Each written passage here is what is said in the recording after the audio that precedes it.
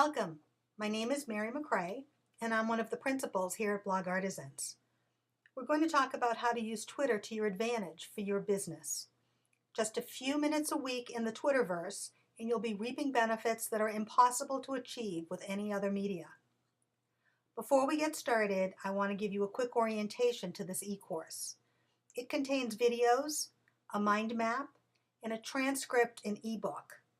At the back of the ebook, you'll find a Twitter glossary of commonly used terms, a list of the most popular third-party Twitter applications, and some popular URL shorteners.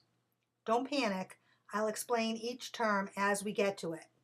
Now let's get started. There's a number of topics in this e-course. Why do I need Twitter? Is it business or personal? Setting up your account, getting followed. Followed and following is not reciprocal. Why do I follow?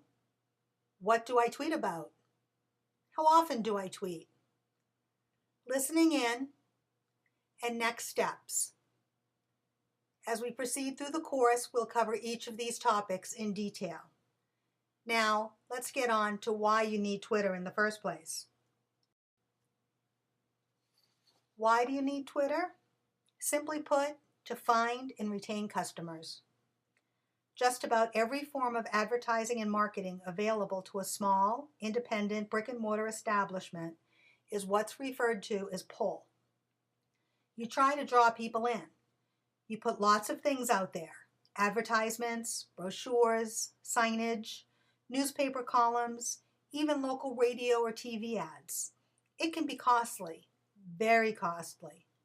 And here's the thing, unless someone actually takes notice and they happen to be interested in what you're offering, your ROI, or return on investment, is very, very small. The typical response rate for a targeted campaign is only 1%. Having a web presence, a website, and a blog will help people find you. It's also pull.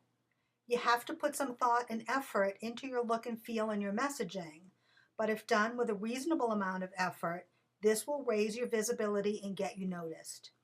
I'll be talking more about that in a future e-course, but on to Twitter.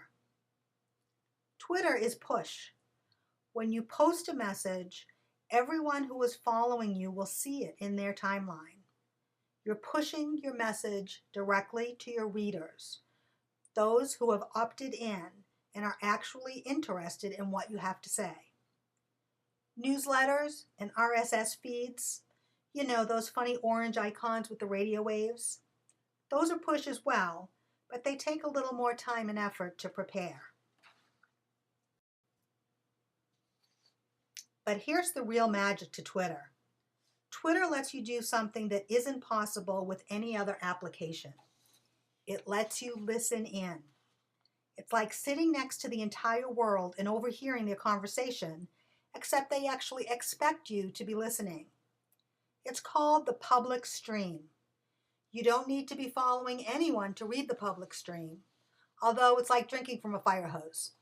Every single tweet posted by every single person everywhere in the world.